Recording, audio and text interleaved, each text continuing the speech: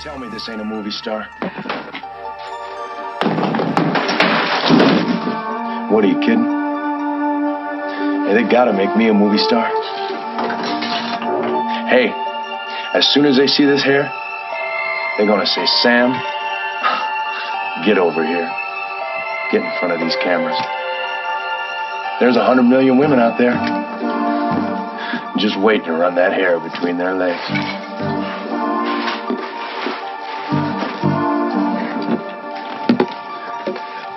Nine years it took me to grow this hair, man. I'm not just fucking around here. I'm going to Hollywood, man. And this hair is gonna get me paid and laid. Shut up, White Ice. Just shut the fuck up. Or else I'll have to shove something into your mouth to keep you quiet. Hey, Sam, I'm gonna shove this. Hey, what's up, horror nerds, horror geeks, freaks, nerds, dweebs, turds, basement dwellers, mouth breathers. Welcome to the R-Rated Horror Commentary Podcast, episode 18. Tonight's episode will be Creepshow 2 from 1987, directed by Michael Gornick. My co-host tonight is Matt Wizzel, if you're nasty, from Banana Laser, and we have a special guest tonight. Alex Edwards from the Skeleton Crew and Banana Laser is here tonight. We're super excited to have him. If you haven't heard of the Skeleton Crew, they're on horrorphilia.com. They are one of the best horror podcasts on the internet. They're definitely one of my favorites. Definitely go out there, seek it out, give it a listen. They're on iTunes. I think they got some content on YouTube as well. Can't recommend it enough. I know that this is the first time I think Matt and Alex have done a show together in quite a while. So we're definitely excited to have a little mini reunion here tonight. And we had a lot of fun. It came out well. So without further ado, here is Creepshow 2. All right. Hey guys, welcome to the R-Rated Horror Commentary Podcast. I'm your host, Josh James. I'm here with my co-host, Matt Wizell. What's up, Matt? It's not Matt Wizell. It's the Creep, kiddies. No, I'm kidding. I can't do that fucking voice. Is it the Creep or the Creeper? I don't know. It's the Creep, but you are a creep, so you just fit that perfectly. I appreciate that very much. Yeah. And we're here. We have a special guest tonight. We have Alex Edwards from the Skeleton Crew on horrorphilia.com. Welcome, Alex. Mucho Ecological Poncho. Mucho Ecological. What's up, man? Hey, what's up? I just want to say thanks so much for coming on the show. I've been badgering you for a while to come on, and you finally made good on your word. So thanks so much for coming on and hanging out with us tonight. Oh, yeah, man. Thanks for the invite. Yeah, dude. I've been a big fan of yours since, Skeleton Crew and, of course, Banana Laser. All that stuff is fantastic. So you guys should definitely check it out. If you haven't heard of those podcasts yet, definitely take a look because it's really, really good stuff. And tonight's movie is going to be Creepshow 2 from 1987. And for me, this movie actually was a pretty foundation movie for me. I think it was like 10 when it came out. It was on HBO like constantly. And so I saw a whole bunch when I was a kid. I think it kind of was one of those early horror movies for you. For me, what about you guys? Like, was it an important movie for you when it came out in the 80s, or did it come by, your sight later on in life, or what was the deal there? I saw it when it first came to video, rented it, probably watched it 2 to 3 times over the weekend. Thought it was fine. I had already loved the original Creepshow. I thought this one was okay. Nothing great, but I enjoyed it enough to watch it 3 times, I guess, in the weekend. So, and I've never really come back to it. I always remembered a lot of the lines and a lot of the plot points and stuff, but I never watched it since it originally came out on video until now. Yeah, this movie popped in and out of my life, along the way, but I've kind of been going back to it a lot lately and just enjoying it. It is a step down from the original Creepshow. I mean, that's kind of obvious. I think George Romero kind of didn't really want to be involved in this movie, and I think he kind of did it as a favor to Stephen King, because him and Stephen King were really close right around this time, and so I think I think he was kind of reluctant, but I think he kind of stepped in to kind of lend it that, I don't know, to give it that kind of, what's the word I'm looking for, man? Like the backbone, to give it the structure. Yeah, the structure, the tradition that the first movie had. And, I think he only really worked on the screenplay, but you can kind of feel his vibes in this one. I think it's a good entry in the series, and I think my feelings for it are a little bit more nostalgic than critical. But what about you, Alex? What do you think about this one? This is my favorite of the three in the franchise, and I've loved it since. I'm just going to say, just to play it safe, the year 2000 is when I probably discovered this movie. And, Sam Whitemoon is, in my top 3 favorite horror characters of all time. Oh, yeah, dude, he's hilarious.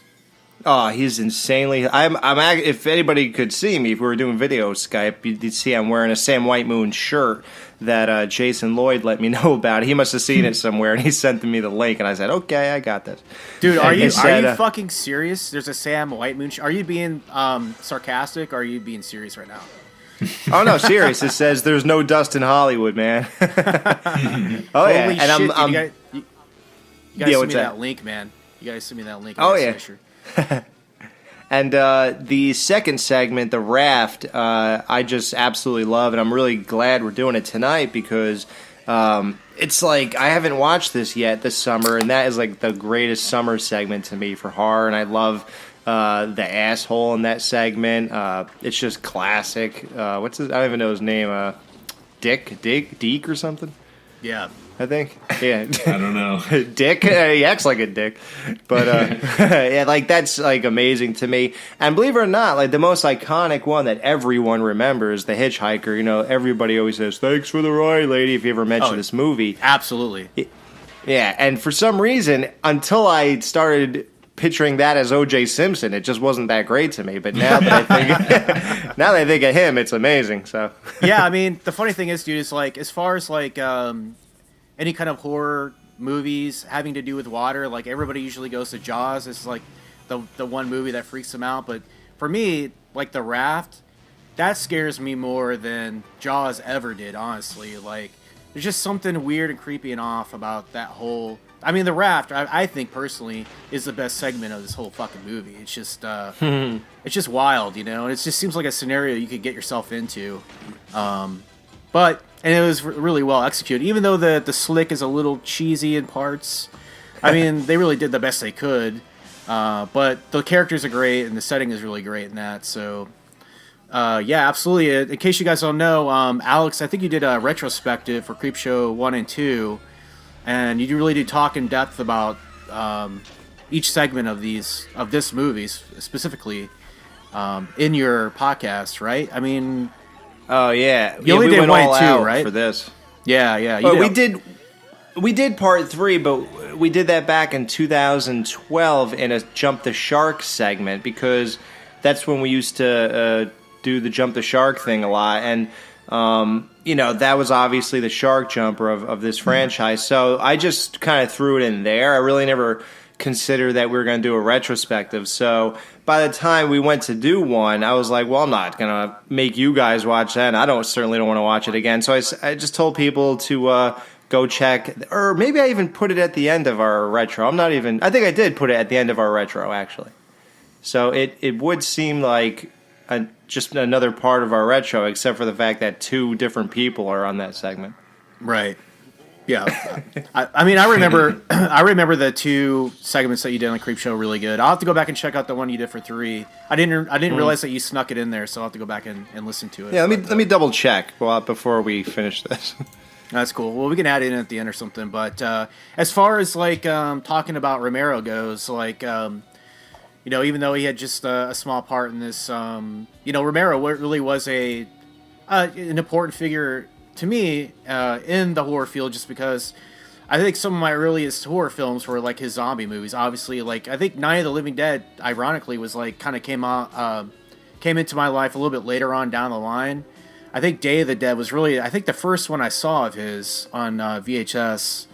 I just had like a little group of friends in grade school who were into horror, and we just would kind of have a lending library between us. We just like exchange tapes and stuff. And Day of the Dead, I think, was my first. And I think I just realized, and that's when I get into the whole zombie genre. But I think I realized that those really were amazing movies at the time, and it's too bad that he passed away. He was I think he's 77. I think he was in his late 70s or something. But he just passed away. I think it was the end of last month, just a couple weeks ago. So, what about you guys? Did you guys get into Romero early on, or was it later in life, or? Yeah, I mean, Night of the Living Dead was the first film I saw of his when I was a kid, because my mom introduced me to it. And then, oddly, Creepshow was the next one. I didn't see the Dead sequels until I was in my 20s, and I still love those. But if I were to stack up all of his films that I have seen, I haven't seen them all, like Night Riders or whatever it is. I haven't seen that. But I think Creepshow is my favorite of his, actually. It's the most stylistic, and it just is the most fun to me. I love many of his films, but I would put Creepshow at the top of the list. Stylistically, it just blows me away. Yeah, I hate to say this, but I'm actually not a fan of Romero. But it's not his Get fault. out. Yeah, I know, you know that. He Right? just died, goddammit. Yeah, you're supposed to love everyone who does. And I'm not putting him down. I'm just saying that I'm not a zombie fan. I'm really particular with zombies, and pretty much the only movie I like is Return of the Living Dead, which he had nothing to do with. So I'm more of a Dan O'Bannon fan when it comes to zombies. But I just don't like any of those at all. And I do like Creepshow and Creepshow 2, obviously. But I don't know. I'm just not a fan of that style of horror, I guess. Well, that's cool. Yeah, I mean, I would disagree with you. I mean, I think I think he was pretty solid. I mean, coming out of the gate, I think it was doing commercials or something, and they decided to get into the movie business and jumped in on a horror movie and create something pretty special for the time. I mean, it could have just been another B- knockoff movie, but it ended up being something kind of special. And I think the guy had some vision, and it's really cool that.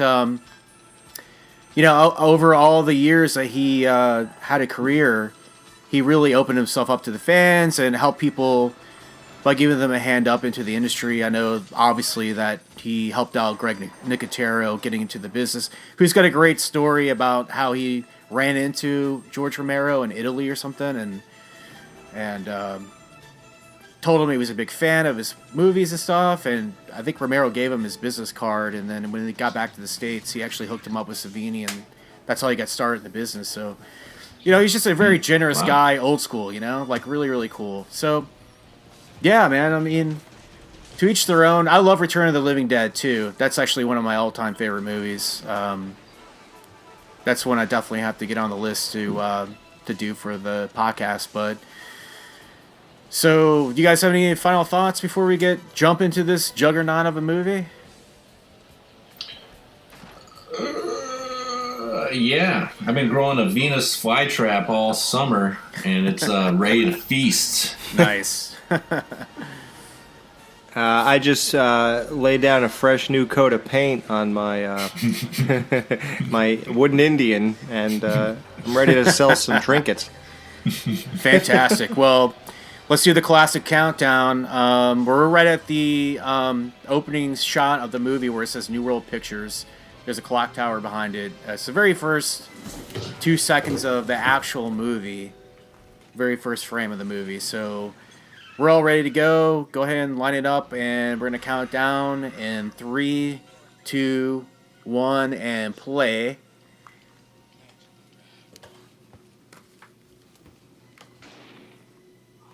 New World Pictures presents Small town, mid-America. It's probably Maine. Yeah, than Stephen King. it totally is, dude. I mean, I actually lived in Maine for like 6 years, so this is exactly like what a New England town looks like.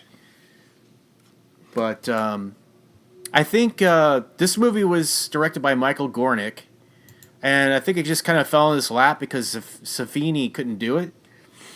And I think he was. I think Gornick was more like a production guy, or he was. Was it like a director of photography or something? And it just was offered to him as a gig, and I think he took it willing, obviously enthusiastically to do it. Look at that truck, dude.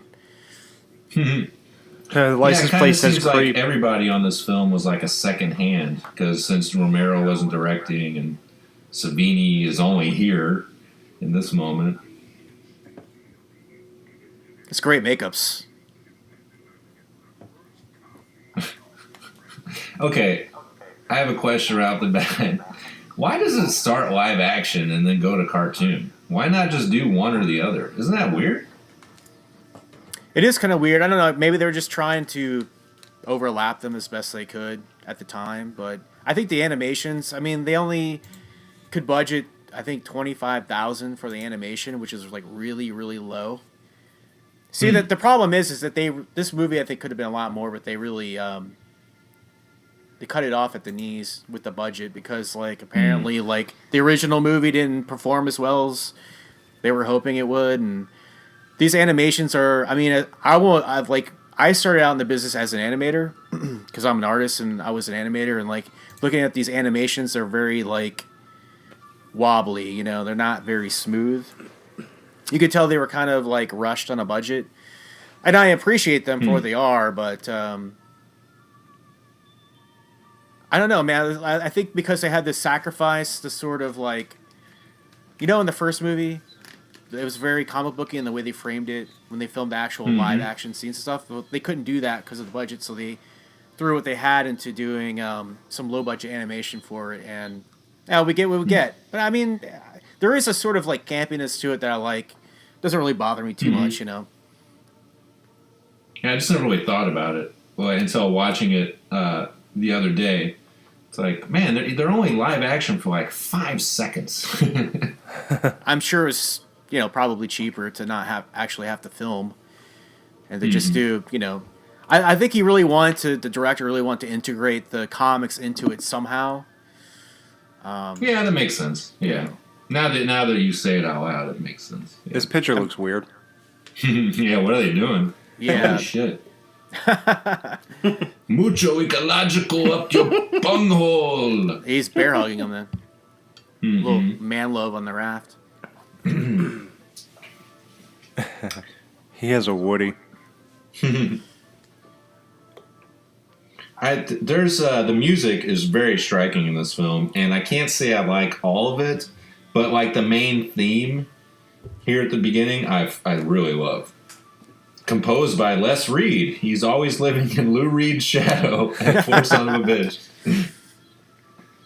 And Rick Wakeman, he's from Yes, I think. That the 70s jam band or whatever. Really? I didn't know that. Mm-hmm.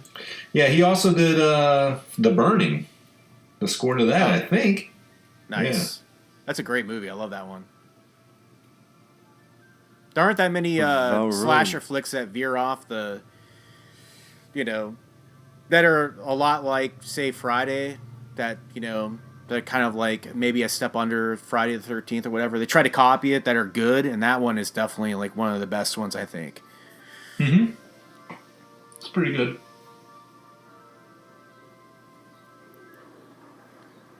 Billy! Oh, it's Tales from the Crypt all of a sudden. These cartoons, these kids and stuff, they're drawn, they're animated almost like, if you ever see the movie Peter Pan, like they look the same as those people. It's weird. Yeah, there's a little Disney vibe in there. I always kind of thought it was more like a Ralph Bakshi sort of, sort of vibe to it. But I'm sure I see that. They had to come up with all this shit on the fly. I mean, I don't think they had a lot of time to really invest in good character design and good animations and stuff. But You know, I mean, it kind of, I don't know. I think it kind of flows with the vibe of the movie. It's sort of just, you know, a shitty horror movie that you'd see at a drive-in movie or something. You know?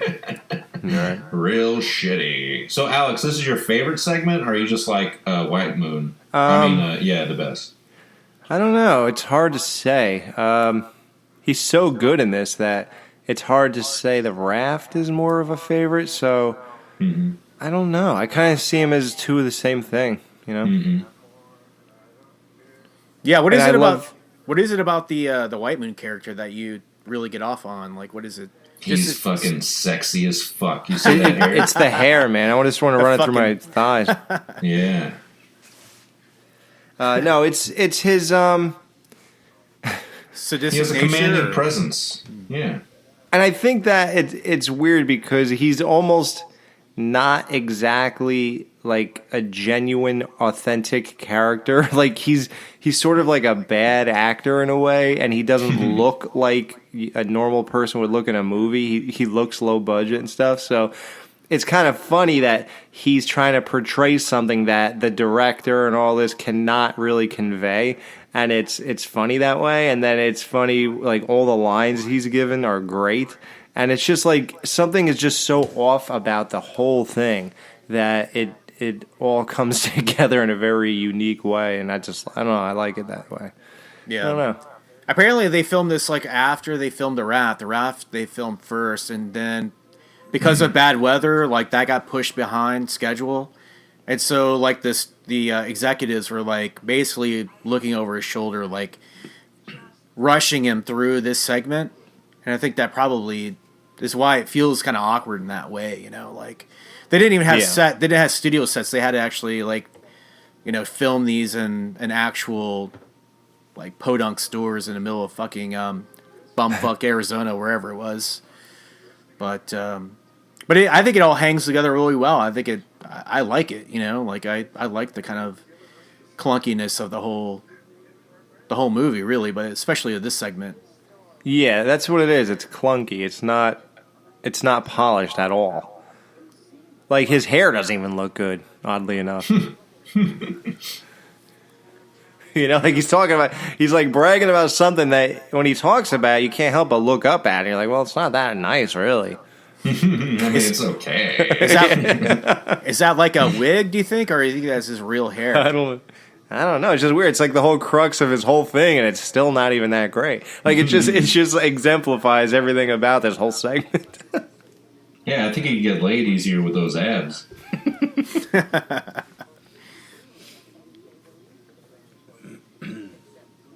Whenever I see intentions. Whenever I see this guy on screen, I always think he's gonna like start eating a cake, like mashing a whole cake into his mouth. Every time I see this lady, I always think she's going to go, I get no respect. Apparently, she don't look like Rodney Dangerfield. I don't know who does. Yeah, apparently she was a Hollywood darling back in the day. Mm-hmm. Yeah, this, I think, was her last movie I read. She really got shot and died in it. Fucking Sam Whiteman. Jesus. She actually died? Yeah. It's That's like for reals. It's like The Crow. Yeah. They CGI'd her at one point.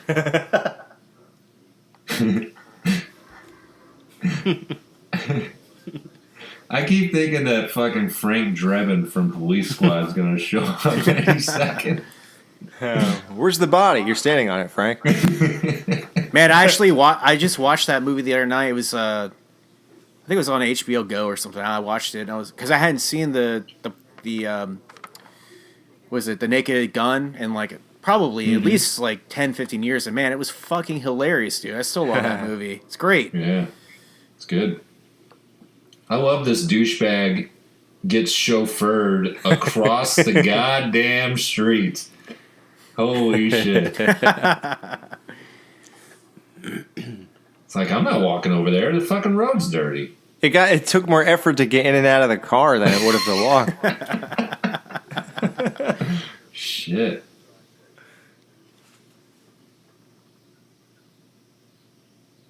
That's a sweet car, though. Fucking love that car. Yeah. was rewatching this, and I'm like, wait a minute, is this set in the 80s? And they're just driving an old car? Or is this set in the fucking 50s? Well, I'll let you know if I like that car when the smoke clears. Yeah, no shit. Jesus. It's time to move out of town. Fucking Dead River. There's nothing there. Ahoyate. I keep waiting to see somebody in cosplay of that fucking chief, that Indian Chief Woodenhead, man. That would be fucking epic. Well, it probably... it's like putting on blackface and being like, what's the problem? I'm cosplaying. You probably could get away with it at a horror convention, but nowhere else. Yeah.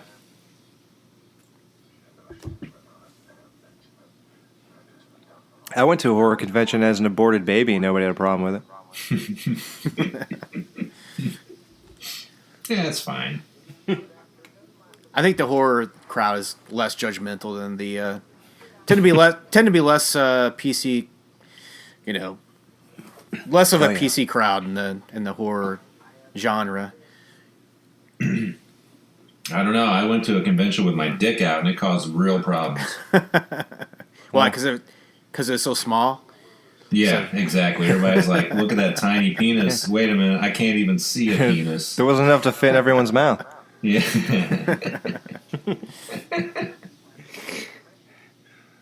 What are these pieces of shit? Is this really worth 10 grand? Fuck out of here. Turquoise and silver is not really worth that much money, man. Jesus Christ. He's like, this is worth 10. He's like, yeah, sure. Just take it for a year or two, and I'll try to pay you back.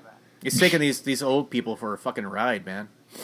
Yeah, they've already been through enough. Jesus. This garbage. I can't accept this garbage. Just say it. He doesn't even want it. Yeah. It's like, Fuck hey, out of here. got any vintage video games that might be worth some money? It'd probably be worth more than this shit. Yeah. Dude, I have I'd rather garbage take a pail pile kids. of... Worth more than this. Yeah. What would you rather take?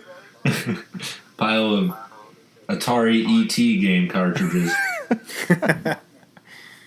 Did you guys play that as a kid? Like, Yes, it was frustrating as all get out. yeah, I'm pretty sure I beat it, but it was like next to impossible. It was Beat it? extremely boring game, man. Did you have a player's guide? Fuck.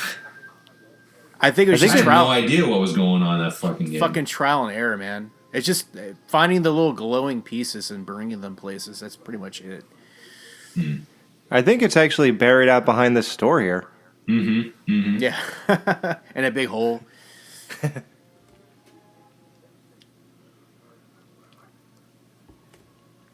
Keep them safe.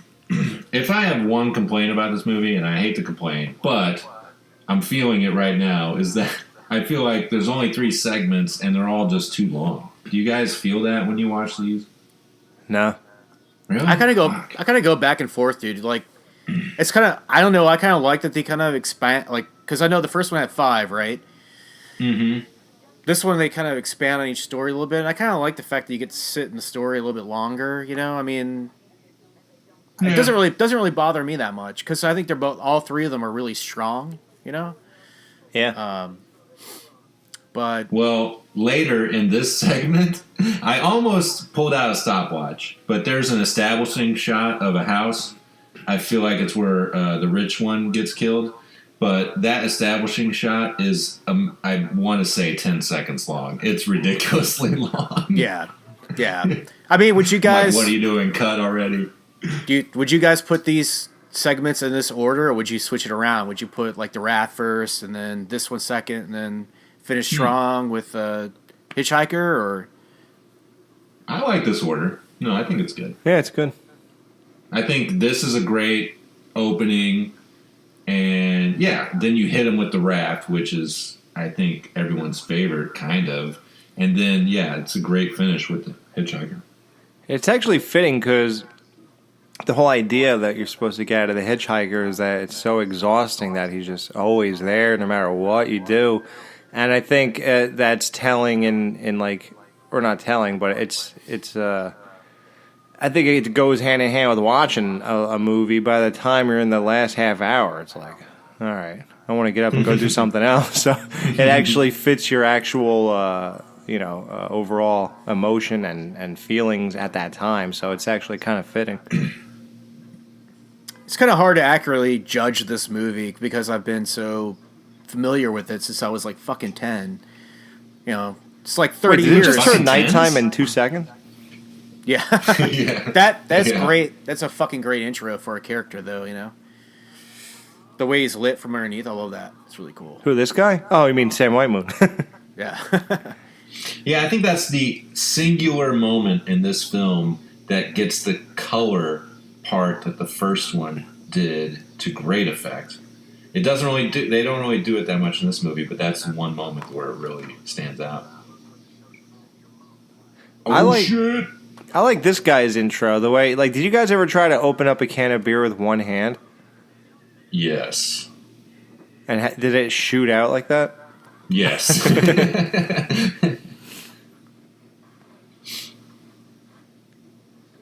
He's stealing bubble gum. Yeah, hey, we need our supplies. Get to Hollywood. So earlier we saw Chief Woodenhead. Chief Woodenhead. He moved, right? So he's sentient right now. What's stopping him from going in there and saving the fucking day? He likes a good revenge story. I didn't think about that. Yeah, But you he's know like, what? no, I can think- only come out for revenge. I think it was just revealing himself to his kin, you know, like to that guy. Maybe there's some like manifest destiny there. Some like, you know, we're brothers, we're kin. Like maybe he knew that We're wolves brothers. would go down or something. You know? made of flesh, I made of wood. Brothers. Exactly.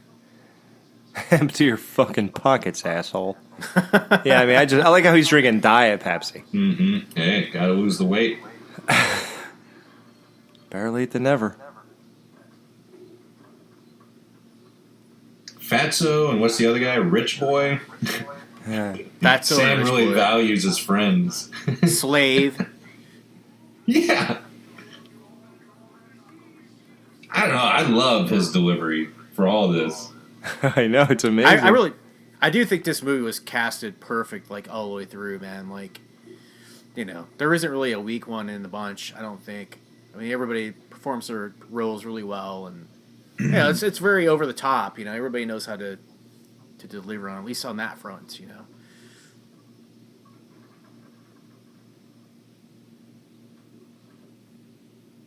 I actually still get, I mean, not from a lot of this movie, but from this scene, there is a sense of dread and that carries throughout it because it's tense. Even though he's saying some ridiculous shit, he could fly off the handle at any moment, and that's where, you know, it comes from. It's still there. Look what we It just did works. to that spinning rack. Yeah, exactly. Fuck this rack.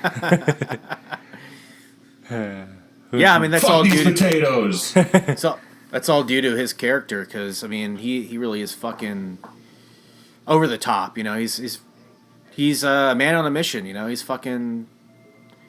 He wants what he wants. He's like the ultimate narcissist. You know. Yeah, man, I wish I could really look up at him at this angle. You can. It's not too late. He's still alive. Yeah. Does he do conventions and shit? No, I've looked him up. I've even contacted his agents to interview him, and they don't even respond. They don't want nothing to do with the horror thing anymore. I've even stood out his house. Yeah.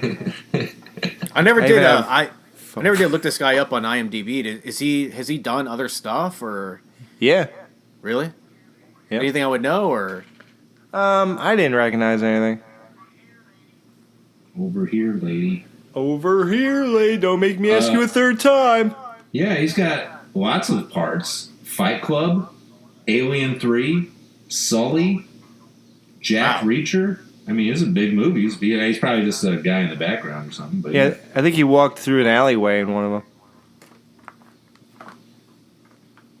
What do you think of that? Like putting the comic book in the movie? That's pretty cool, because who cares? I like it. Yeah. You can't do that. You're breaking the fourth wall. That's what this entire series is about, Yeah. right? Do you think that story is... You think the story they're living out is in that comic book he just knocked on the floor? That's fucking meta. Yeah, I guess it has to be if that kid is reading it. he has to go in there like, what do I do next? Hold on. I forgot my line. Line.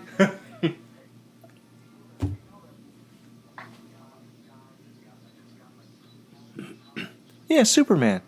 Yeah, what movie is he describing here? I think he's talking about something else entirely different. I should have looked it up for my retro. I should have done that research. I don't think it is a movie. I think it's just the story of what, Samson and his hair? His name is Samson? Mm-hmm.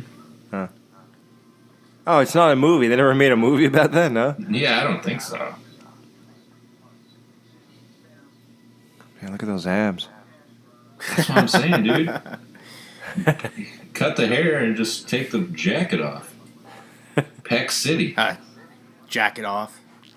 Yeah. Take off your pants and jacket. Blink 182. Blam! Blam! He thought better of it. Yeah, I always remember these lines better because Alex put them in Skeleton Crew. And yeah, they always play so well. It's good. Yeah.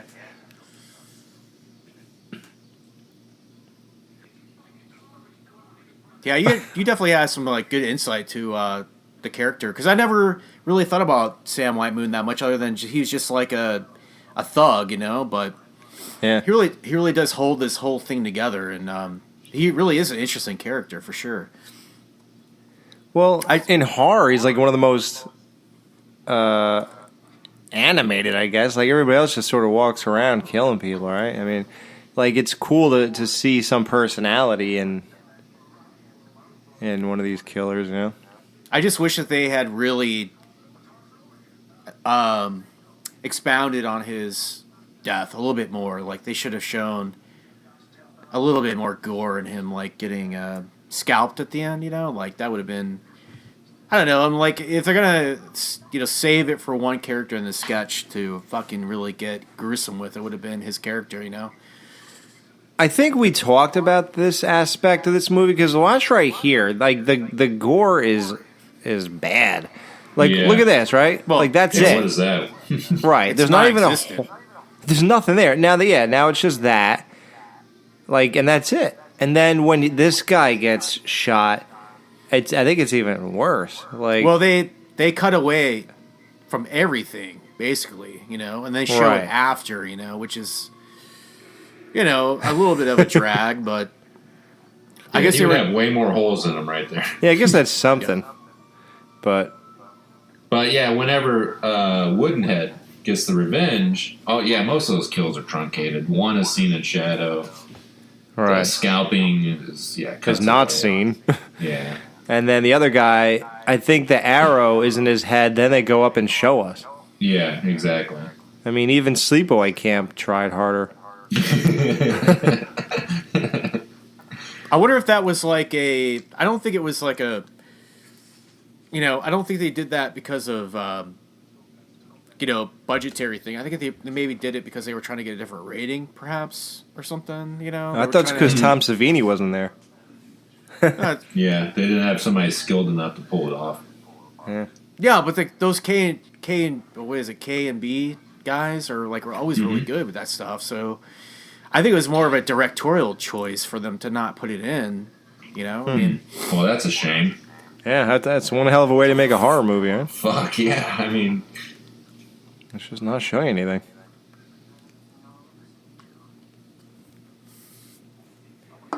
It worked for Friday the 13th Part 3. I mean 2, but that's rare. And that actually helped Friday 2 in an odd way because it sort of made it seem more like Halloween. But, yeah, it's always better to add the gore.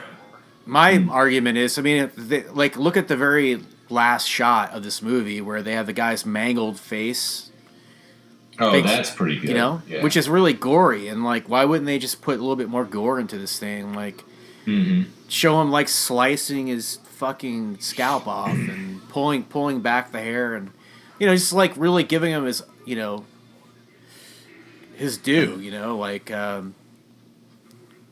I mean, when you hate a character this much, you want to see him suffer a little bit, But I do like, what I do like about it is like that scream that echoes for like fucking ever is fucking great.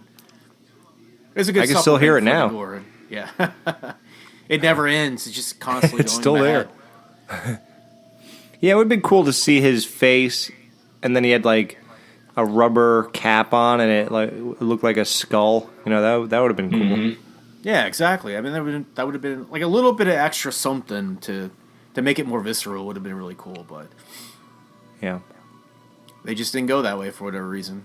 I think my guess would be with money and time, but who knows? Maybe it was just going for a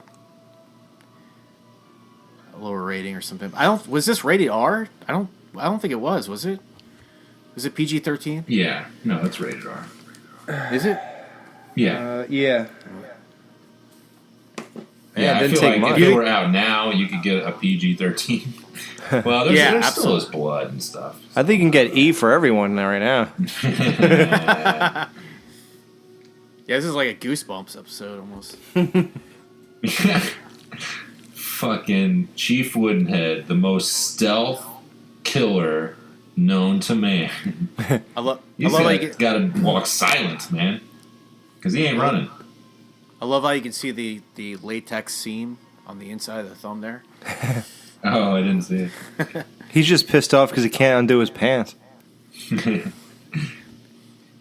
Apparently, that was a 2-part sculpt: the body and then the head separate, and it was like a latex bodysuit or something. They had some guy who was a mime inside the thing the whole time, and I think he did a really good job. I mean, I actually really like it.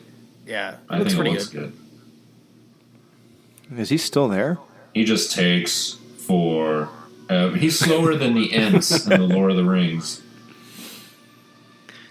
I'm gonna get up and get a sandwich real quick. This is how I move in the morning when I wake up with a really bad hangover. It's real slow. Do you sound like a train? He needs his fucking peace pipe, man. That'll get him going. Nice house. Yeah. How does he afford even this, I wonder? Yeah, good question. What are these people doing in this town for jobs? Hey, now that's rape dirt. Taylor Genuine Draft? That's how I live, right? You guys, hey, be sensitive, I hope Matt. you take a shower. Matt, he has pictures of cows in his house like you do. I know. That was weird. What a fucking weirdo. Apparently, they actually filmed this in a double-wide trailer out in Arizona. Like, I believe it. It wasn't even a set. They just had to find somebody who would let them film in their trailer for the Jesus, I wonder if they touched it up or this was it. They said they decorated it out a little bit, but I think that's pretty much what you see is what you get kind of situation. Yeah, this is a real shit fest. Yeah, can we film here? We'll give you $5. We'll give you some MGD. Yeah, whatever's left in the fridge, you can have it. Tall boys. Oh, you man. saw that arrow hit him. Oh, there you go. Oh, okay. I guess I'm wrong. I'm going to remember. Okay, wait. This one's already in I there. think it's the last one. Okay, yeah, that's what I was talking about. And then that guitar lick. That was actually Steve Vai, for those who don't know. Little known fact, yeah. How they bring him in? This is it. This is the establishing shot. Oh, I guess we're seeing the fucking garage door open. I didn't notice that. I just thought it was a shot of the fucking house. Man, you blew it, Matt. Get him off the show. Fuck. That was like 10 seconds, though. I mean, come on. I think we're actually watching this movie with them, though. Yeah. What is it about this shot that looks was a good friend so of mine. fucking 80s here, man? What is it about this shot that looks so fucking 80s? Is it the curved archways in the house? Is that's an 80s thing or something, right? Well, and a boombox. Don't get more 80s than that. Was the TV still black and white in the 80s? For these assholes. I thought they were rich. Nobody's making money. Yeah, but they're making like, $20,000 a year combined. Yeah, that's rich in that neighborhood. Yeah, exactly. I like how mom's like sitting in front of the TV. Whose mom ever sat in front of the TV like that? That's rich boys. Yeah, my mom was always like running around back and forth in the kitchen and stuff. She never had time to do anything. Yeah. My mom was always out doing laundry. Wow. Look at the special effects here. That is some bright ass blood. She's knitting. She is sitting right in front of it. I never noticed that. She's knitting though. She couldn't even just enjoy the movie. She has to be doing something else. I always loved that little musical sting right there. I don't know why. Why are we watching this? Yeah. We need to fill the runtime. Let's just show what they're watching for a really long time.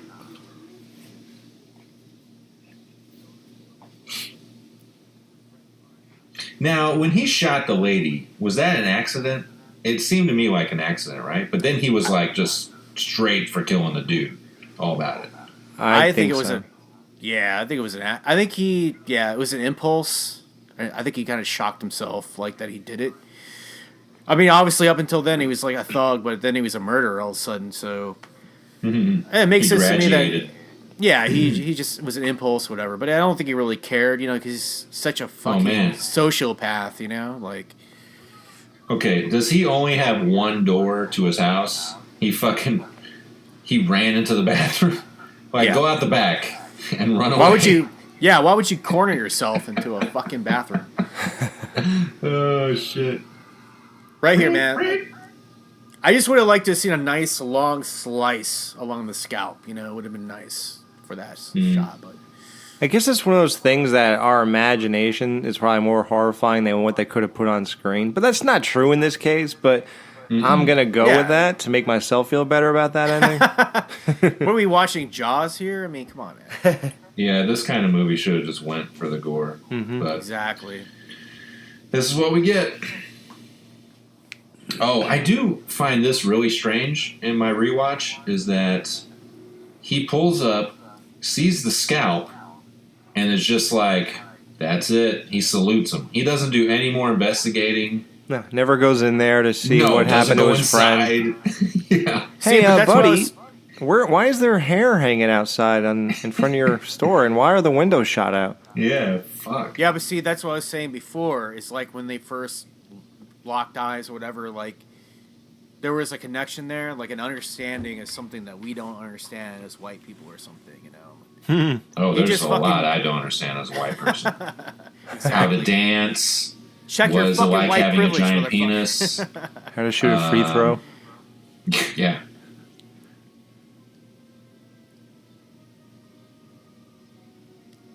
This is obviously a white man's fantasy. Fucking Stephen King, you white privileged motherfucker. What the hell, man? I think Chief Woodenhead should use this opportunity to roam free like Kane in Kung Fu, because his owners, if you will, are gone. What's he have to guard now? Yeah, they're just gonna throw him out. He should just go live. Live it up, man. You think it'd be hard to fit in? Yeah. What? It's because I'm Indian, isn't it? Yeah. Racist fuck. You're not gonna serve me. Cut to Chief Woodenhead bagging chicks in Vegas and shit. Yeah, because he's rock hard 24/7. Petrified wood, man. Yeah. The girls are pulling down his pants. Wow, this mahogany. Fucking redwood. Yeah, exactly. It's redwood.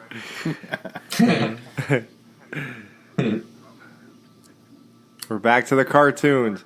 I guess this is like their version of instead of just like panning through comic book boxes. The panels, yeah. Yeah, they're just doing this. Oh, and then fucking Dick Nose Ball Chin here.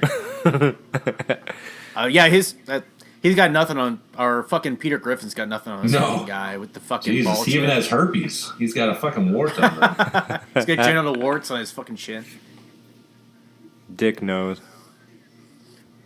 I'll tell you what, this is an improvement over the first one in having the creep guy talk. Yeah. Whereas in the first one, he just looked weird and floated there. Yeah. It would have been interesting to see how those animated segments would have been if they had a little bit more money to put into it, because... Well, I kind of like it. To me, it's like a nostalgic, crappy 80s cartoon. Like, I like that. Like, if it was, like, more polished, it would just be like, eh. Pass the joint. Pass the joint. This is my favorite segment, mainly because the end absolutely, dude, is better with the younger characters, and this is more of the classic horror trope setup. Right. If you guys were in this car right now, would you go for the brunette or the ginger in the back? Ginger. Brunette. The ginger. She's fucking hot to me. I'd seek out every freckle. I kind of like the naughty chick in the front seat, man. Teased hair. Plus, this girl's not getting high. She could get high later. She's cool.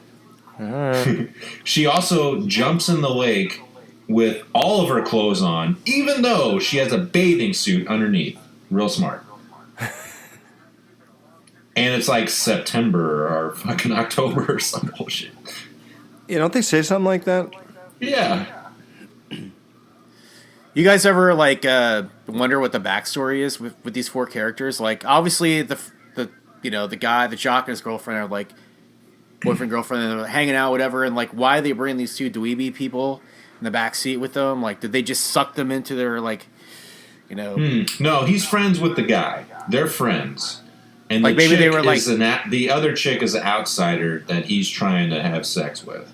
I see. So like they were like maybe the two dudes were like childhood friends, and one grew up to be the jock, and one's like the nerd, and then like they're like, we need a fourth, another chick to bring along with us because third wheel's fucking no good, so we gotta bring another chick with us, right? So they find this mousy chick to bring along with on the ride. This guy is so he obviously, because it shows later, he's willing to fuck anything at any time. So he just wants to fuck. He's got to get it in. Alex, you should ask Daniel Beer that when we're at the con in October, if like there was any backstory given to them about. Yeah, like, why are they together, right? Yeah, like why are you guys all thrown together in a Camaro at that point in time? That's just one. That's the first thing I always think of when I see them riding in the car together. I'm just like, these don't seem like likely friends, but and I think it makes it more interesting, obviously. But how's the nerd and the jock end up together? Right. This segment always makes me real nostalgic because at the time when it came out, I lived in a home that had right off of our backyard had a small lake, or pond really, but it had a floating raft in the middle. Wow. So I could not, anytime I went swimming after seeing this film, I couldn't get it out of my head, and it frightened me to death. Along with Jaws. I already had that in my head, so... Did you get on the raft? Oh, yeah. Of course. Wow. But then, like, swimming back and swimming to it was always like a, Did you smoke pot on it? I should have. Did you ever molest a girl on it?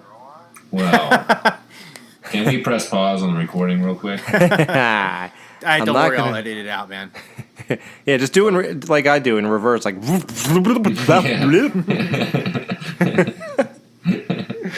So I could just go and reverse it on my own stuff, and hear what you said.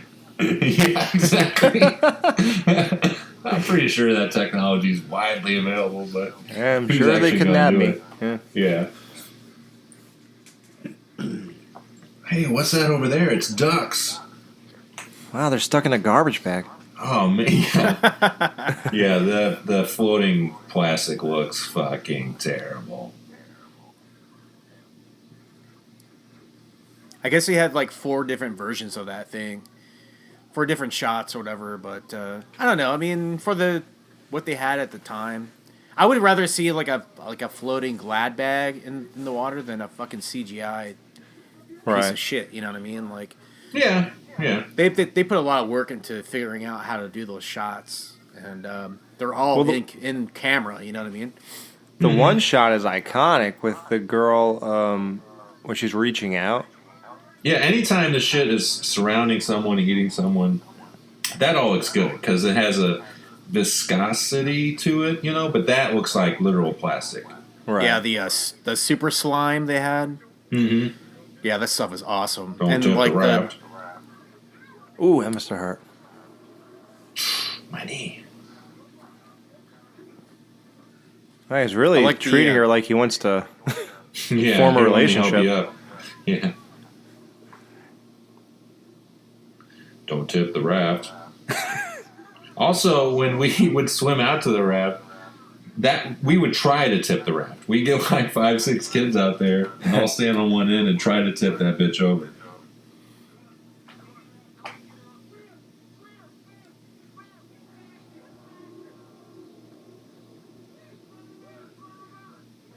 You always got the one weak swimmer in the group.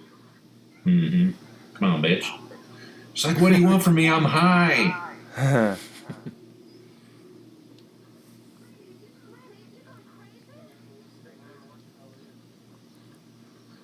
Horlick. That's a carryover from the first movie. Isn't that? Yeah, it's the college that crate was in. Yep.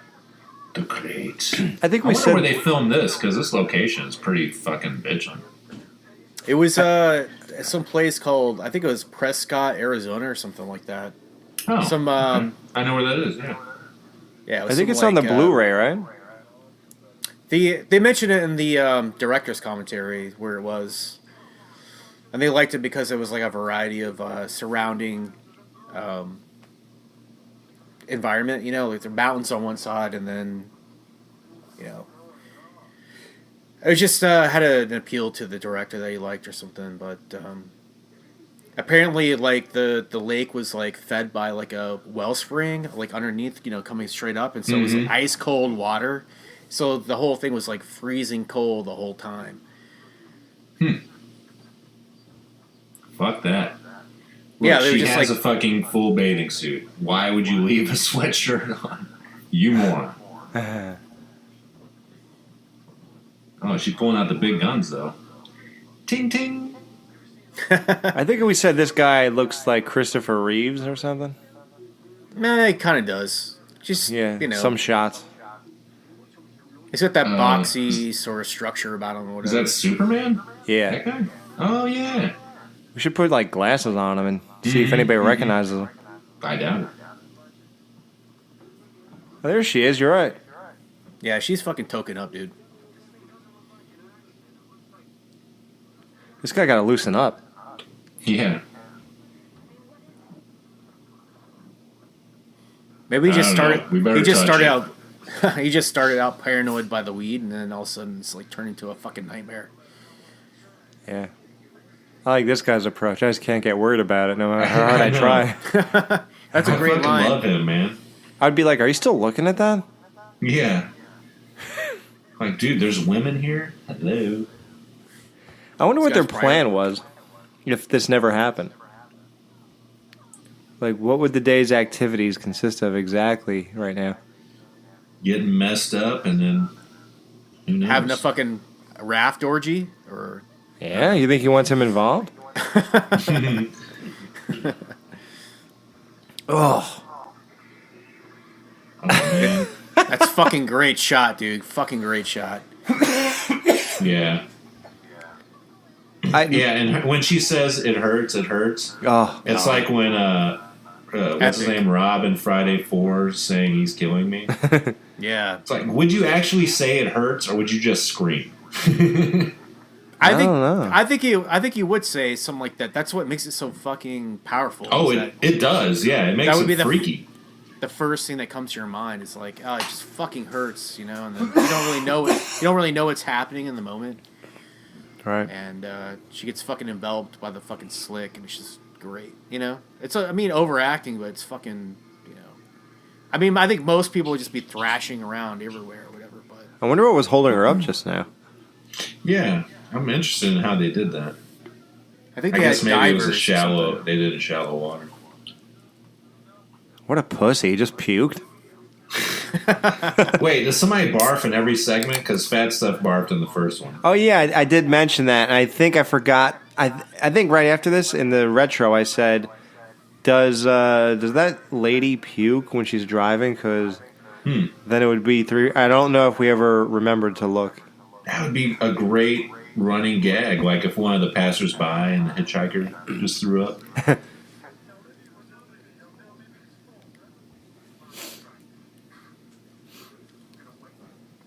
Poncho's not man enough to wear those European trunks. The fucking banana hammock there. Yeah.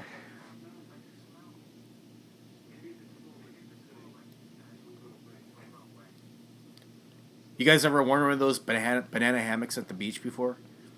No. No. Really? It's fucking awesome. Why? Because all the head turning? Like, oh my god. Man, that car bra is really turning me on. You feel very empowered, man. Back in my younger days when I was thinner, man, I was all about that shit. You kidding me? Wow. Free ball it, man. Free ball. You got some confidence. Yeah. I couldn't do it now. I'd look like a fucking pear on 2 toothpicks or something. But Yeah, I never had thinner days.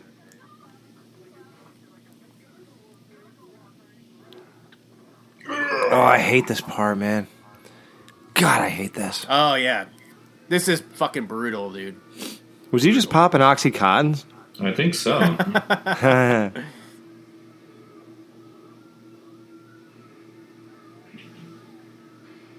Ugh. And this is done amazing. It's actually hard to believe that that first segment was shot after this, because you think that if I saw this, I would think these people know what they're doing Yeah, with gore, you know? So it took them like a whole month to do this sequence, man. This segment. 27 days or something. They said like a lot of it was delayed due to weather, but a lot of it was also like coming up with the slick and making it look right and whatever. But I mean, that's fucking. And look awesome. at that; it only gets ridiculed after all that work. Yeah, that's true. I wonder whose leg was really. This is heartbreaking right here. Yeah, the ring This, and the. this shows he's a real person right here. Yeah. Absolutely. You die That's when you good see the observation. ring. It makes no sense. So, like, why would have his hand been there to come down? It's not like he reached up from under and then got the ring past and then it Oh got my stuck. god, you're right. That makes no sense. Absolutely. Holy shit. No, I totally agree. It's like I always thought that too when I was a little kid. I was like, how did it get in there? Like, It doesn't You make know? sense. It would have to be put on after he put his hand through it. It's a good effect, though. I mean, I hate. Yeah. I wonder who made me. I think Jamie made me think of that. But another gripe I have about this segment too is Daniel Beers, like his reactions are like a little underwhelming. You know, like if you see like every 3 of your friends get eaten by this fucking thing, every time he's just kind of like, it's very subdued. You know, he could have like added a little bit more terror in his face or something. You know, like did you notice this that is the too? best he Like, had. yeah, I it don't doesn't know, seem maybe- all that upset about this. Yeah. I mean, he's also going to try and have sex with this woman in a few hours, which makes no sense. Yeah, pretty low, dude. he was just It's like, escalating. I know it to what'll see how- calm us down. Do you think he was escalating it to see how much he could get away with? Like, you think he eventually would have been trying to like slide it in there while she was Hell asleep? yeah. He was going for it. That's all this guy is looking for. I'm assuming he just never had sex before, and he's like, I should do it now, right? This is a good opportunity. She's asleep. You know what's fucking crazy is this: if this movie came out today, it'd be a PC nightmare, man. With the Yeah. Indians and the fucking molestation on the raft and And hitting the black people with their car over and fucking- over. the black, oh my yeah, God. the OJ character. They'd be like, whoa, whoa, whoa. Why you gotta be black? Yeah, let's make it white and a woman. And you know what? Let's make her Indian. Why is the There black we go. guy gonna get hit by a car? Yeah, this wouldn't bode Ferguson, well. man, come on. Hands up, don't shoot. Jesus Christ. What would you guys do if you were really in this situation? Would you just push her towards this thing and just swim away? It kind of reminds me, it kind of reminds me of that fucking, the Frozen movie. Not the animated one, but the one where they're stuck on the ski lift. Oh, not the one with the singing? Yeah, no. Okay. Yeah. It's like, what would you do? Fuck, you're trapped. I feel like eventually, after a few hours, I'd probably just go for it. Yeah, you know what I would do? I'd be like, look, we're fucked. Let's look for the closest shore to where we are now, and we'll both go at the same time and just swim for it, Like, Yes, seems we'll like the both most go in rational- opposite directions.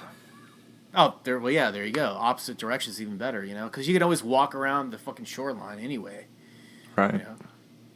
One of us have to live. And you see the thing moving for hours, and it's never really that fast, so... Apparently they shot this scene during the day, and they just, when they developed the film, cooled it off to make it it's look a like day night. for night thing. Yeah. I hate that, because it always looks like it's still day. I never even noticed it, though, until the director mentioned it on the commentary. It's like, it works, I mean... They just film it during a very high contrasty part of the day, so it seems like the moon's up, and then they just... Is that what this is supposed to... Really? I never Yeah. thought that. I just thought the sun was going down. Huh, that's crazy. Oh, that's supposed to be the middle of the night? Yeah. Oh, no, I never thought that. That's why day for night never works for me. I get why you do it, because you can't see at night, but still. Well, Right. again, it was another budgetary thing. I think they cutting corners or whatever, but... God, I this had guy's this, obsessed with this thing. Yeah, Jesus. Leading up to this scene, I had this teacher in college who I took a World War II class, and he said that he said a line that always stuck with me, and he said, "Organisms under stress tend to copulate," and that was the rationale I always had behind this scene. It was like, I guess he just figured, fuck it, I'm just gonna go for it, like a little bit of pleasure to relieve the tension of the moment, But don't you think he would do it? I don't think that argument will hold up in court. I guess Calling that's why... your fucking college professor to testify on your behalf and shit. Yeah, But, he's an eyewitness. When do you wait until like the fucking thing wasn't underneath the raft? I guess you were so distracted that you were didn't see it move under or something. But Titties. I can see myself doing this, Titties. actually. Even with her face peeled half away, as long as it didn't get to the body, I'd still stay down there. you just keep going, even though her face is like getting eaten off. Yeah. Why would it make you would stop at that point? You're like, oh well. Once I get going, I can't stop. I mean, come on. Yeah. I'm almost done, Laverne. Can't stop once I started. It stings.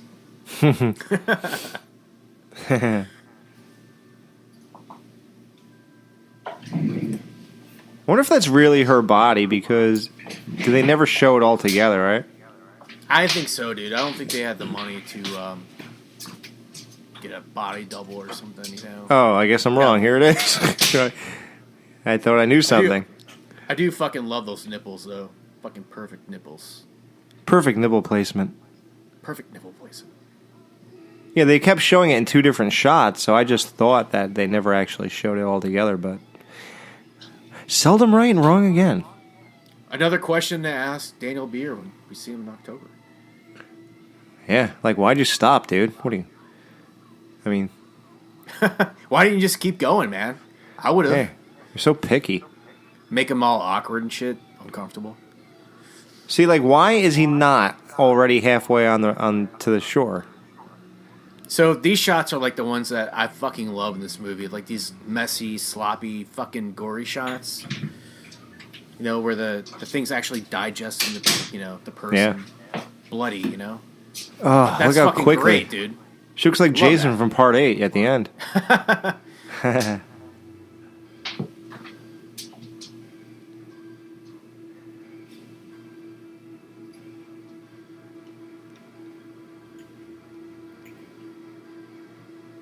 Yeah, that would not be an easy thing to pull off, dude. That fucking slick.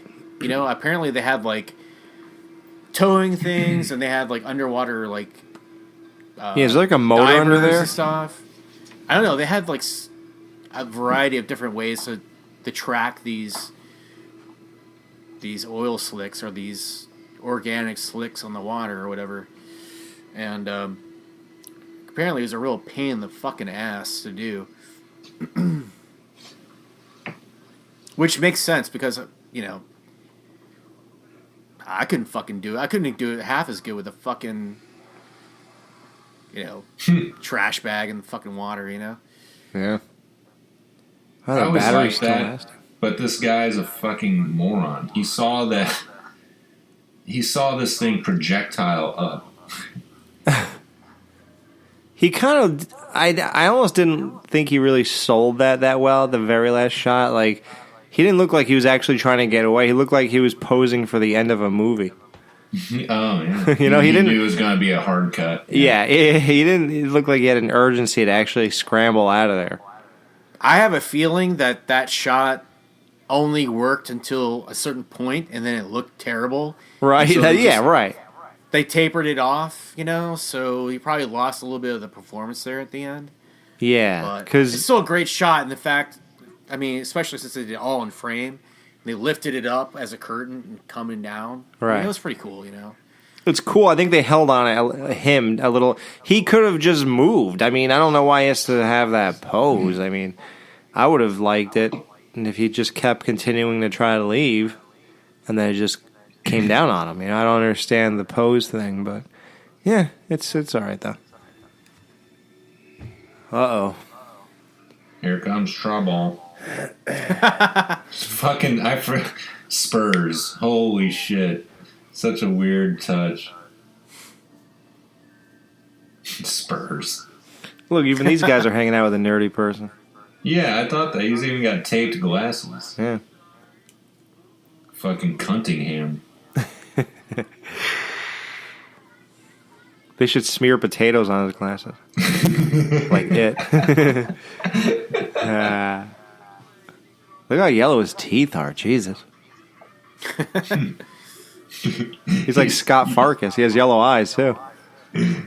He's using a Colgate yellowing toothpaste. Some of the stuff at the end is not as bad as the beginning of the movie. I think they got a little better, like especially the very end sequence where everybody gets eaten. I thought it was a lot better. But dude, spoilers much? Holy Jesus shit. Christ! Well, I'm not going to sit here all night and watch it. Then I'm just going to go. Fuck. All right, guys, check out Skeleton Crew. We end in October. Fucking Balchinian's back.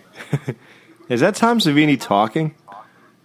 No, it's a different guy credited. Yeah, I guess he passed away shortly after this movie came out. Oh, really? Yeah.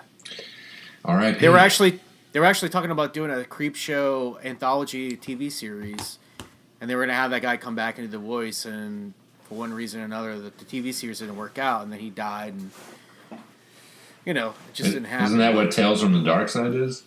Isn't that how that came Tales about? from the Crypt, or No, Dark Side. No, Tales from the Dark Side. I always thought isn't like Tales from the Dark Side the unofficial third movie? Yeah, because one of the stories that was supposed to be in this movie is in that movie. Yeah, I think The Cat from Hell. Mm-hmm.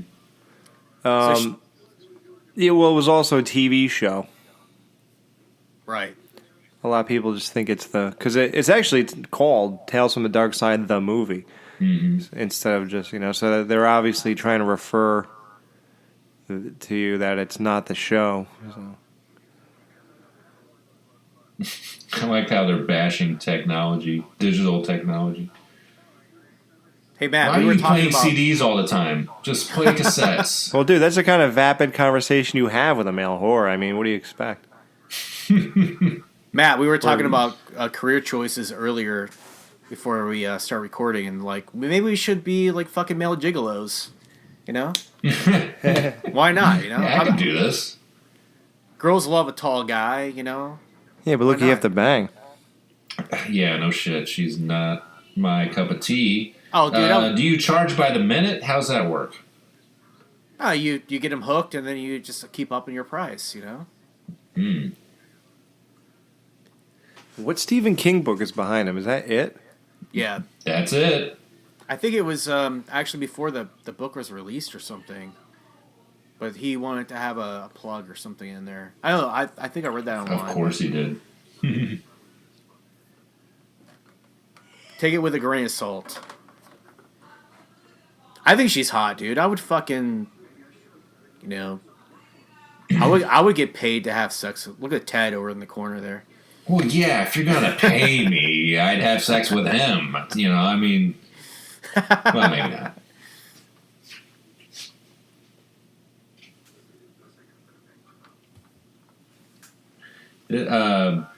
Yeah, this is the other story I feel like suffers from just being too long, and it kind of bores me at parts. Well, this is definitely padded.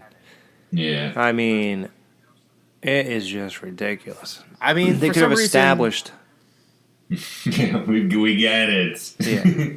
You're a bad person. For whatever reason, apparently this is like the critics' choice in terms of like all out of 3. Everybody loves this one more, but I think The Raft is like the standout. I mean, that's the one that's just, to me, stuck in my memory for 30 fucking years, like. Mm-hmm. It's the most relatable to my life too, anyway. I can't relate to a fucking, old school fucking hardware store and a bunch of Indians. I can't relate to this like upscale lady's plight, but I can relate to like being in a Camaro with a bunch of people going to a fucking lake to go have a swim and smoke some dope. And date rape. And I date can rape. relate to date rape. Oh, absolutely, yeah. Yeah. Mm-hmm. That's why I always, whenever he did that, I could see myself doing that. Especially I could see when I keep watching the video I made of it.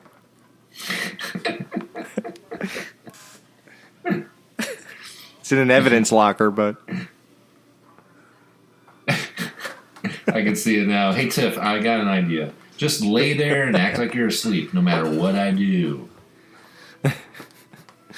You ever see the porn where the chloroform girls, where they put Get out of here! Is that a thing? Oh yeah, they put them to sleep. But what's that? Matt. Holy fuck, that's wrong. All of a sudden, I feel like this is going to be evidence in a court case someday. Yeah, this oh, tape. Yeah. Jesus. The We want the state tape of your versus Alex Creepshow, too. Edwards. Yeah, Alex Edward. We need any and all voice recordings of anything he's been doing in the last 5 years. I probably would go to jail if they heard every show. Collectively. As the guys heard every show? Yeah, you're probably right. Well, it crossed my mind.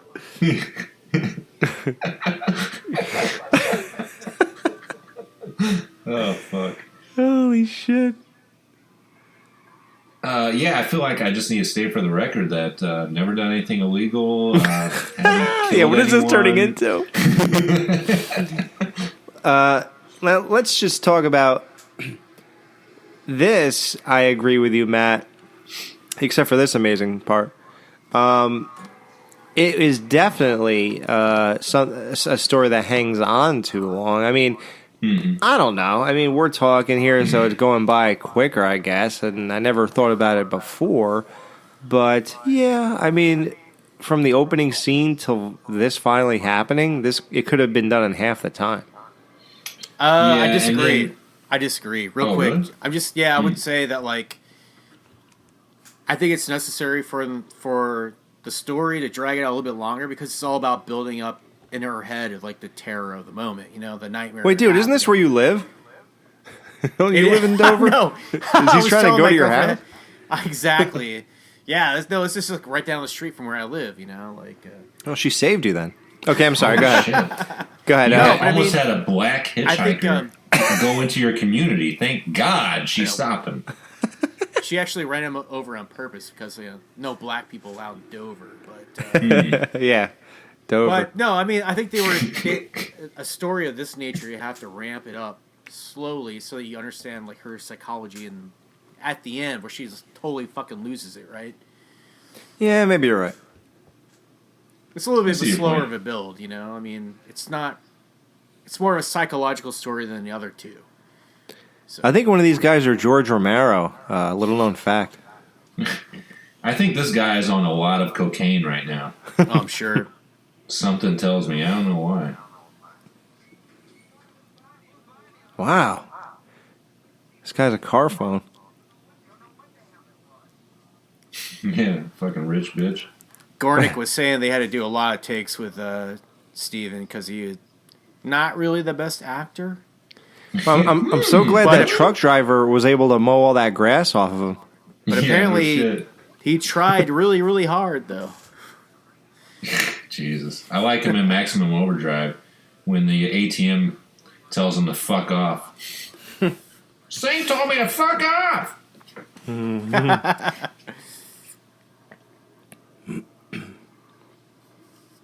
Oh, that blood will not wash away, bitch. I tell you what, though, the images and his, constant coming back, the hitchhiker, is really creepy and effective.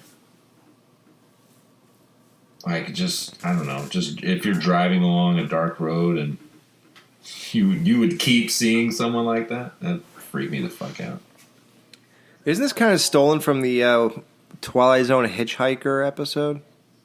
Oh, interesting. Right? Doesn't he keep showing up? No matter... I mean, she don't hit him or anything, but... I haven't seen that one. And I think the end reveal is that he's death and he kept waiting for her or something, and... Oh. Something, I think. I think I only saw it once, so I'm probably mixing something. Something very ambiguous about the end because he keeps showing up, but then you wonder, is it just a figment of her imagination? You know, like, because she's in, like, I thought the end thing was like her husband discovers her in the garage and it was like she killed herself or something. You know, like sitting in the garage with I remember having my mom explain to me how someone could die from sitting in a garage with your car running. I didn't get it as a kid. I don't get it. Well, they're breathing in the fucking exhaust, you moron. My parents taught me how to do it. I wonder if they're trying to tell me something. This is how you put your head in the oven. Now, you cut a length of hose. If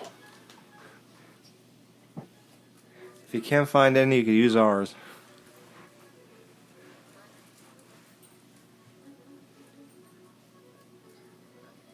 When I was younger, I tried to kill myself by putting my head in the microwave, but I couldn't get the door closed. You needed that microwave from the Last House on the Left remake. I don't know if you've seen that, but spoiler alert, at the end. Yeah, that was fucked they up. They put dude. a guy's head in there and it blows up. Dude, that was fucking great, dude. It's actually all right. Yeah. I finally saw Microwave Massacre. Oh my god, sorry. Is that an actual movie? Yeah. Really? It's on Blu-ray, believe it or not. Is it terrible or is it good? Oh, it's terrible, but it's the kind of terrible that I didn't fall asleep on, and I was able to like sit through it. I had no desire to watch it again, but it was like I'm glad I saw it once, I guess.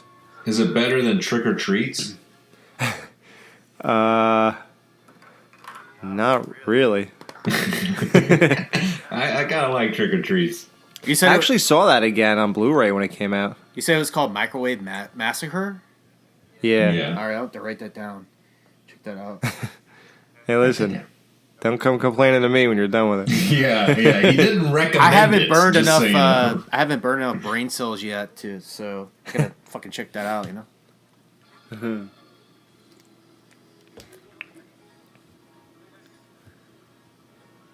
He doesn't look half bad. Yeah, These it's makeup, fine. I mean, these makeups are good, man. I think they're really good. You know, they're pretty gnarly. They actually do a good job of like showing the progression of carnage along the way. You know. Yeah. And the actor did a good job too, I think.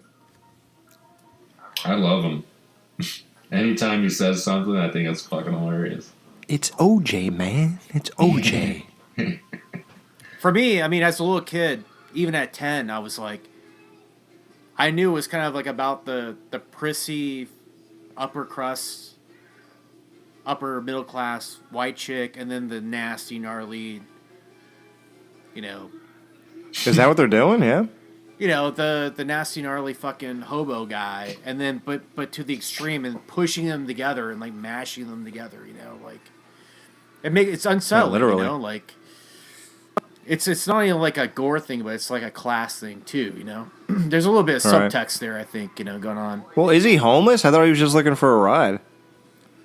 I think he was just a normal black person with a raincoat on. I think he started looking homeless with the Because repetitive. he's black, he looks homeless. Jesus Christ! Yeah, like was he a homeless guy looking for a ride? Here comes the hate mail. Oh shit! I'm not sure I got that out of that. No, I'm not even saying that you were implying that. I'm just like wondering. I'm just wondering where you got that from. That's I great. really don't like the music here, though. It's too like adventure-y, Yeah. lightheartedness. Well, look at her. Yeah, she thinks she's got him.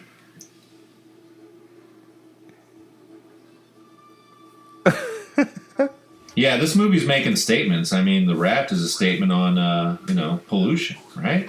And what's Chief Woodenhead a statement about?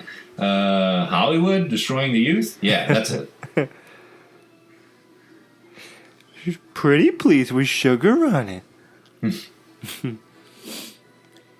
Just goes to my point that a movie like this today probably would get a ton of fucking hate mail from the PC culture. How dare you? You're ruining it. Lady, I didn't want to ride to the woods. I wanted to go back that way. You're going the wrong way. Oh, sweet guitar riff. Wow, he's still there? He's still holding on. He's like, He looks like Bruce Campbell when all the leaves kept hitting his face in Evil Dead. Ooh, that's going to leave a mark. That's going to ruin his weekend. This segment's a good metaphor for life, you know, 'cause sometimes my life feels like this, you know. You're just barely hanging on to the top of a car. It's so fucking hard, man. It's Until so a hard. branch comes along. Everything's The going branch of life fucking knocks you on your ass. some, Or is it like the white oak is oppressing you? White America, white rich America is oppressing you. everything's so great until some bitch runs me over the fucking street. Oh, yeah, like there you like go. a dog, That's it. you know. She could burn money on orgasms, and I'm just trying to get a ride. Yeah. 6, count them, 6 orgasms. She could pay for orgasms, and this guy doesn't even have a car. Yeah, maybe you're right about this whole thing. Yeah, I'm telling you guys, I know what I'm talking about. yeah. And normally in movies they have black Yes. people shooting white people, and now they actually reverse the role. This is fucking deep. Yeah, this is really wow. I gotta start reading into movies. I just look at the gore.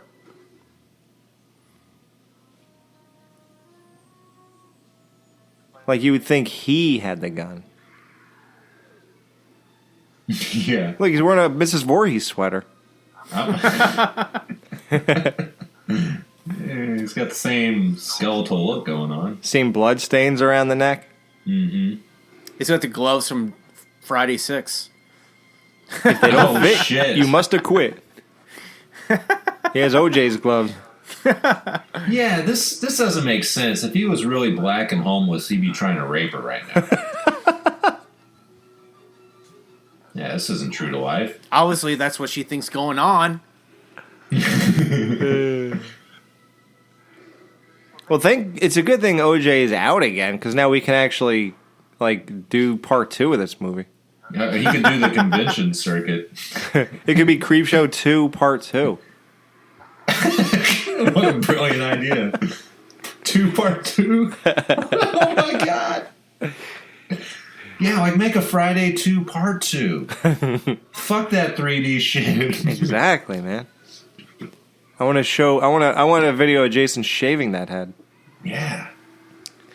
So now I at want to this watch point, that movie 15 times.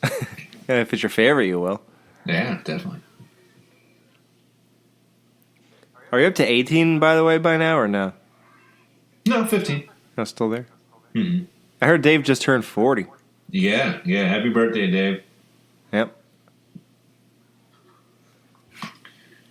Where's your 6 orgasms now, lady? They're not gonna fucking help you.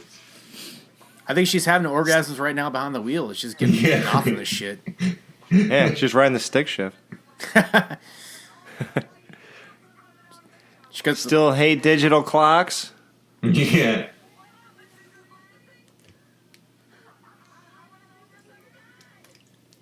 He was trying to rape me.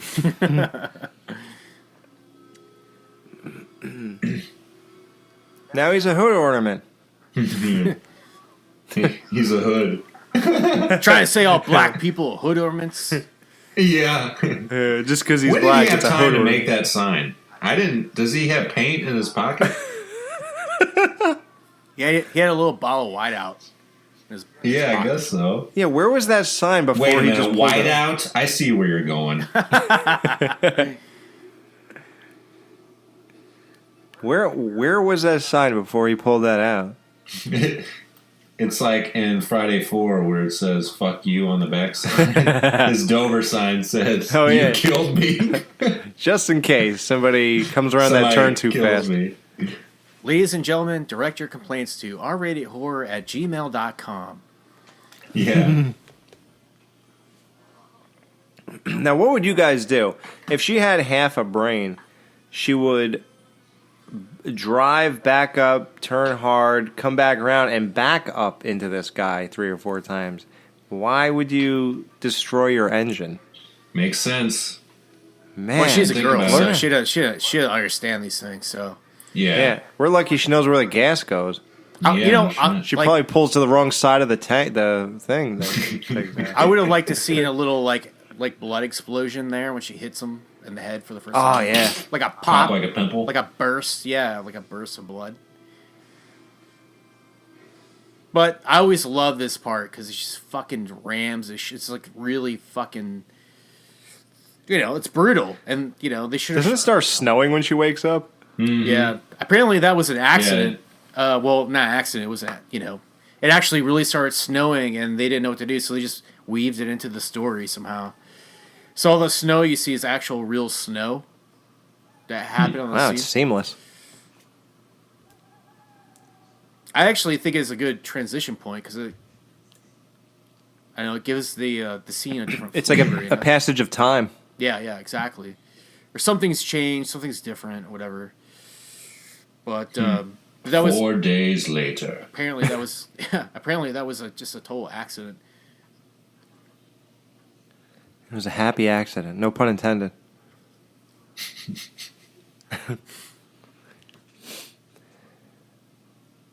Do these still sell? Well, she's wearing... Go ahead. No, I was going to say, she's wearing gloves, too, and so is he, so it was in the winter, I suppose. So it makes sense. Okay, go ahead. Sorry. That was Checks out. that had to be said. Whatever you do, don't cut that out. Make sure you keep the That gloves stays thing in. outside. Well, I was about to say, do these still sell isotoners? Oh, that's so interesting. That is the best I could come up with. All the racist, sexist shit, leave it in. The glove talk, let's cut it. Cut it. Welcome to Glove Talk 2017. Matt, what's your feeling? We're going to talk on- about various gloves here.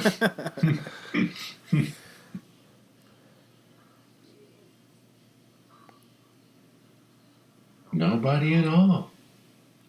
When you cut the glove talk, people are going to be like, it's all like mute here. They're like, wow, these guys are really into it at this point. Yeah, Man, they're really just into the character. Their breakdown. Hopefully, nobody skips ahead to this exact point in the commentary. Right. If you're just joining us, we've been talking gloves for 30 minutes. Bored yet? For those back from commercial break. Wait, was he there just now when she pulled away? I didn't notice. No, he's No, 'cause gone. she said There is no one at all. There was no hitchhiker. Oh, is that what she said? Because I don't have the volume on. So let me ask you guys a question. At this point, do you think that the whole thing actually happened, or do you think it's a metaphysical thing, or do you think it's all in her head? So it's like three options there. Like, it really happened, and he got walked away. Do you think that she imagined it all in her head because of her guilt, or do you think it's a ghost thing, a metaphysical thing? Well, well, are we to believe that she's so guilty she killed herself in the garage at the end? Yeah, that's what I think the actual idea is supposed to be. Because the guy who stopped in the middle of the street to help the ran over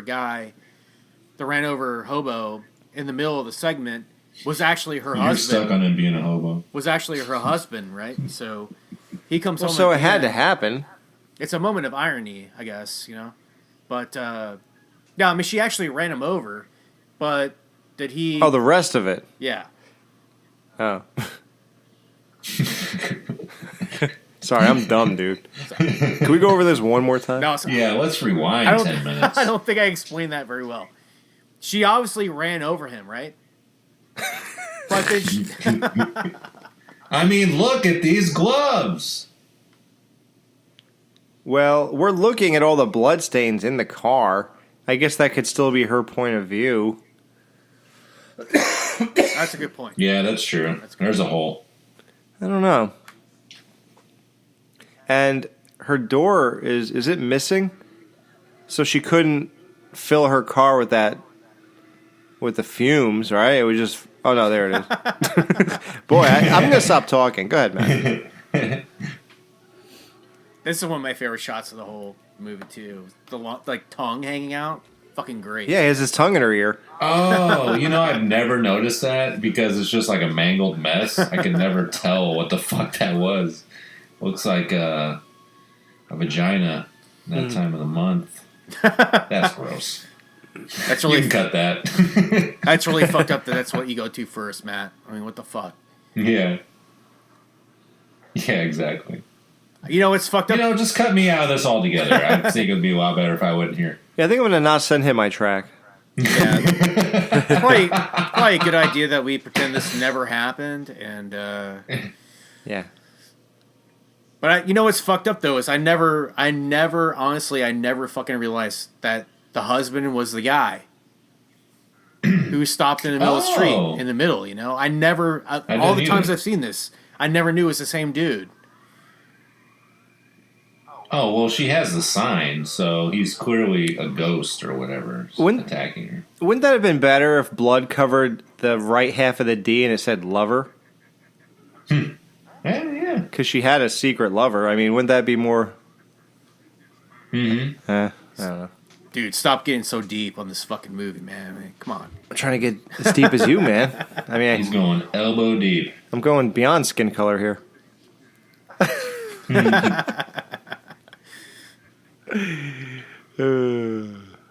There's Billy. You probably forgot about this whole thing. Yeah, because it's terrible. What? The movie ended on a high note, but we're going to change that, just like Alex did with the commentary. Yeah. Fuck, don't forget, we got to wrap this up. Yeah. Jesus. Did you guys ever send away for shitty things like sea monkeys in the back of comics and shit? No. X-ray goggles. X-ray specs. Yeah. Spy cameras. Where's my spy camera? Lady, where's my everyday? Where's my spy camera? Here's your stupid spy camera. Thanks, man. Did you? Peace on Earth. X-ray specs. Did you ever send away? You did, Matt. What? Wait, what? He said, did you? Yeah, I said, did you ever send away for anything? Did you send away for the Venus flytraps or the X-ray? Oh, no, I wasn't that stupid. I mean, I was fucking dumb, but even I could see through that shit. Did you ever send in box tops to get something? What is that? You never heard of that? Like 16 box tops of, I don't know, something, and then you get a free something. Like, you ever heard of that? Yeah, you mean like the cereal thing or whatever, like you... Yeah. Oh, no. What I did do, and this was maybe 7 or 8 years ago, was drank so much Miller High Life that if you save the UPCs, you can send in for merchandise. And I think Chris and I drank about $1,000 worth of beer over a few months. And They give you a leather jacket? And got, no, not even that good. I got a bottle opener that you mount to the wall. Oh, my God. Wow. Terrible. How many beers do you have to drink to get that? It was an unmeasurable amount. I don't even know. It was a lot, though. Oh, yeah. Remember it was live action at one point? Oh, wait, or now is it it's still animated? Yeah, it's half and half again. Wait, now it's real again. Hold on, wait a minute. I like how they don't freeze. This thing drives all the way down the road until it's out of the movie. Like, I'm fucking out of here. Fucking see ya, Tom Savini. Jesus. You see, I love this music. Yeah, this They have to. really good. I mean, they should have weaved a little bit more of this into the movie, you know. Instead of the shitty fucking synthesizer music, they should have put a little bit more of the focus, you know, theme songs into it or something. But I'm guessing again, it's probably budgetary that they didn't do that, you know.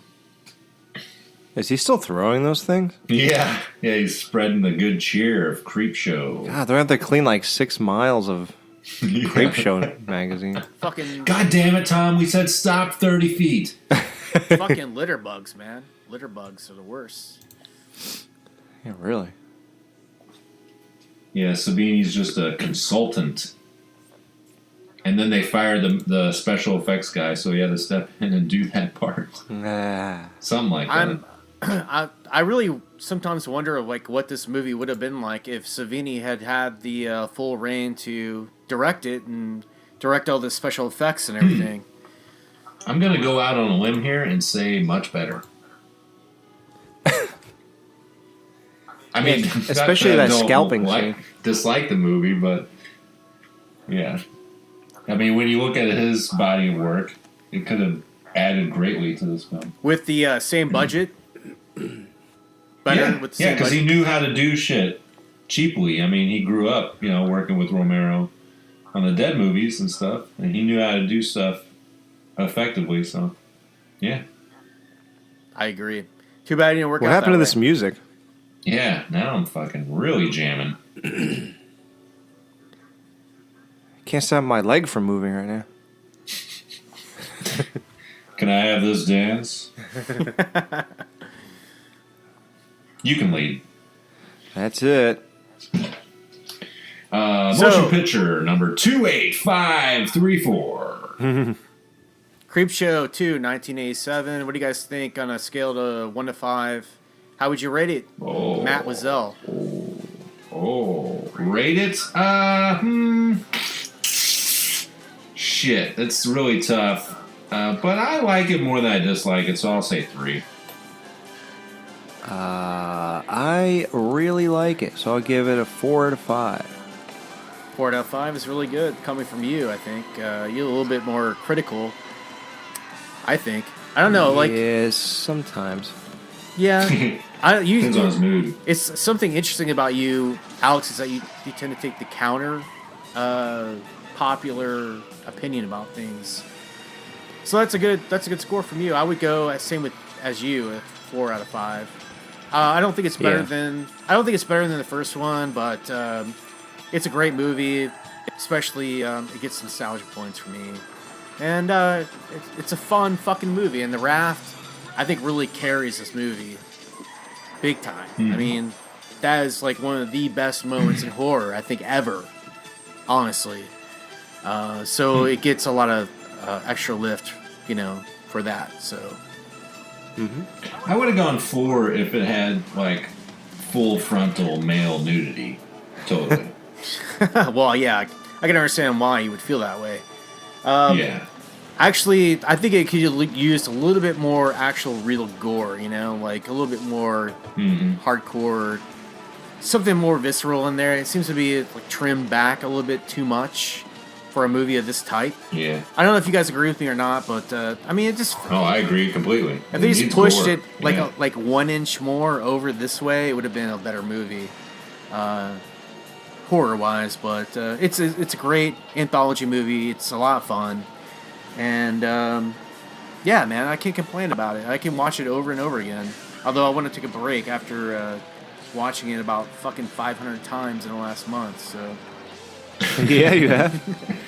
Yeah, go watch VHS 2. Oh my god. Do I have to? Yeah, I don't know. I'm just wanting to stick with anthologies. All right, so thanks a lot, guys, for hanging out tonight. Really appreciate your participation and this commentary. Matt, do you want anything you want to promote or anything going on in your life right now? Yeah, what do I want to promote? Well, You're on the crew every week. God. Oh, that's right. Yes. Listen for me on the Skeleton Crew. I announce every show. One just came out. I realize this isn't coming out at the same week, but I come in, I do the intro, and then I get the fuck out of there. And that's all I do, but that's what I do. So I'm on the Skeleton Crew. Listen to that on horrorphilia.com. It's a great show. If you like this show, you'll love that show. So there you go. Awesome. What about you, Alex? You guys let's mention that. I think everybody should listen to all of Matt's archived Banana Laser shows. I mean, come on, Matt. Oh, yeah, Banana Laser. It's look it up. It's weird. Yeah. I'm sorry, what were we saying? I interrupted him just to give you another plug for a show that's been defunct. Oh my god, you guys! I think he was what the hell? Asking you. What? Oh my god! What? Huh? All right. Oh no! Hang on, Alex. Do you have anything Yes. to plug? Go ahead. Yeah, I am on a show called The Skeleton Crew. It has been going on for 5.5 years. There's 140 shows of content for you to listen to. Tons of in-depth reviews, interviews, commentaries. That's wrapping up in October. So be there at the tail end of it. Big celebration. And I am currently, and for the next 4.5 years, we'll be doing the Married with Children podcast. So if you're into that badass 80s and 90s TV sitcom, Married with Children, we are the only podcast in the world for that show. So check that out. Yeah, dude, that's so awesome. And I want to ask you about the Skeleton Crew just released episode 138, which is Jumping the Shark, right? In the horror It's genre? actually 139. It was labeled wrong, but Okay. If I tell, I think I might have sent it wrong, but if I tell Jason about it, he'll have to change it, and then all the links I posted will be invalid, so I'm not even going to mention it till like 3 weeks from now. But yeah, 139, yeah, Jump the Shark. It's where we pinpoint where all these horror franchises, where it went wrong. We've done it, this is now the third time, and we cover about 6 to 8 franchises each time. So if you listen to all 3 Jump the Sharks, it's one big shit fest. Awesome. Yeah, I can't wait to listen to it, man. Yeah, so Cool, all thanks. joking aside, I just want to say, Matt Wizell, thank you so much for co-hosting again. And your show, Banana Laser on horrorphilia.com, is amazing. It's fucking hilarious. Alex is also on that show as well as a third member, Dave Z, who you might know from the Exploding Heads podcast. But definitely check that out. And then also the Skeleton Crew, of course, on horrorphilia.com. Go look it up. Go check it out. They're great. Fucking amazing stuff. And learn something new about horror, you know? These are true horror fans that know what they're talking about. So it's been a fucking great time tonight. A lot of fun, a lot of laughs. And thank you so much, guys, for hanging out. Really appreciate it. And we'll do it again soon. Cool? Yep. Yeah. Thanks. Peace. All right. Later.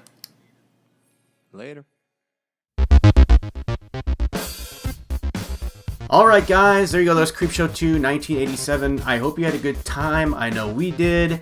Drinking some beers, having some laughs, enjoying some classic horror as always. We will be back next week with the guys from revivalhouse.net to do Heavy Metal from 1981, which is this awesome fantasy horror flick, and that's kind of an obscure one. I think people will enjoy it. I love that movie. It's so weird.